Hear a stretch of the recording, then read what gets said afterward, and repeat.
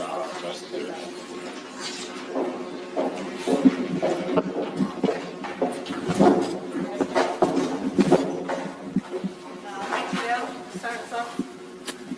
LeBron, we've seen the drives to the hoop and finishes a lot of times before to force OT and then late in OT, either side of the paint. But first time in your career, 20 rebounds. Just wondered where you found the legs for that and then still managed to get to the rim and finish. I don't know where I found the legs, honestly, but understanding how great of a rebounding team they are, it's very important that we try to clean glass when they miss. I know we still, gave up 16 offensive rebounds for 24 second chance points, so we still got to do a better job of that, but just trying to do my part. Can you recall a playoff game, where you were lining up to take multiple charges in a fourth quarter, and just your overall approach to tonight, getting the rebounds, low turnovers, charges, blocks, things of that nature? This is an example of how you will do what the game dictates. That's always been me. Whatever it takes for the team to be successful, and just trying to be as great as I can be offensively, but even more important, the defensive end. And so that was the kind of the mindset tonight. And I was able to make a couple plays to help us be successful. LeBron, this deep into your career, there aren't a lot of firsts left to accomplish, but a 2020 game, this is the first one you've ever had. Was it just sort of kind of the night sort of dictated it? And then I guess moving forwards, what do you think it's going to take to close this team out in Memphis? I don't know. Obviously the game is played, and you have to be able to adjust to how the game is being played and trying to make plays. And, defensive rebound and offensive rebound, and you get an opportunity to get in there and get scrappy, obviously, versus this team, you go and do it. The closeout game is always the hardest game of the series. It's the most tiring one. It's the most brutal one, and we better be ready for it. And I think we'll be ready for it. LeBron, that last bucket you had to make it 113-108, you turned to the crowd, you're screaming and flexing. Can you take us to the emotion of that moment and kind of sealing the game?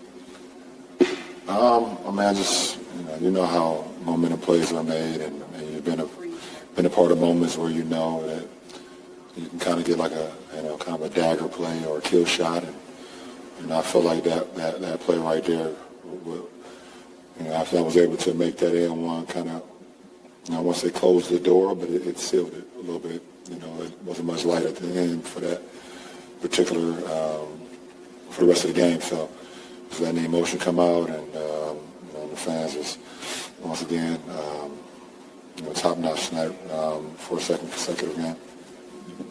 Hi, Brian. Couple of questions. One is, when you get it up over Jaren Jackson Jr., is that the highest you've had to throw it up over someone to get it to bank in a layup there? And also, the last time out that you called, I think you and Darvin were calling it at the same time. Was that fatigue? Was that just people needed breath, or just you just knowing the moment?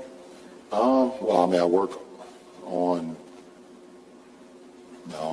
different layup packages.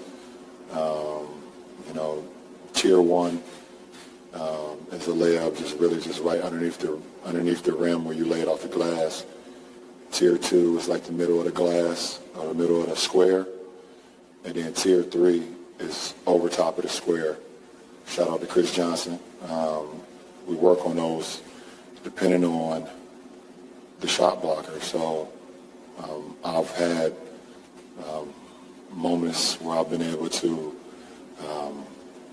scoop those high layups. One to come to mind is, I don't remember which finals it was, but in Golden State I was able to drive right, keep the ball in my right hand, and underhand scoop it high over KD in a game. You remember that play right there? Yeah, 17, yeah. So it's not the first time I've done it. Oh, yeah, I was burnt. Meaning I was exhausted. Sorry. I apologize. LeBron, when you're in those moments late in the game, when you are exhausted and you need to find another level, how do you do that? You just dig deep and understand that you'll be able to sleep at some point, just not right now. And this is not the time to rest or, forget about an assignment. You'll have more than enough time after the game and the next day to kind of rest and try to decompress as much as possible. So I just dig deep and just try to just make plays. That's all. LeBron, do you ever amaze or surprise yourself? Yep. When? Did that happen tonight? When my teammates told me I had 20 and 20, I had no idea that I had 20 and 20. And it's the first time I've done it in my career. I've done some pretty good, cool things in my career. I've never had 20 and 20 before, so that was pretty cool, I guess. Rachel. LeBron, we were joking in the locker room that not only did you have 20 and 20, you broke a 50-year-old record. You're the oldest player to do that. Wilt did it 50 years ago.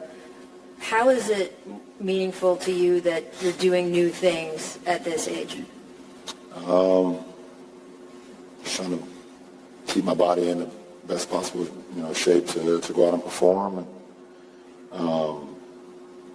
And these are the moments that I love. I love the postseason. I've been a part of a lot of the games.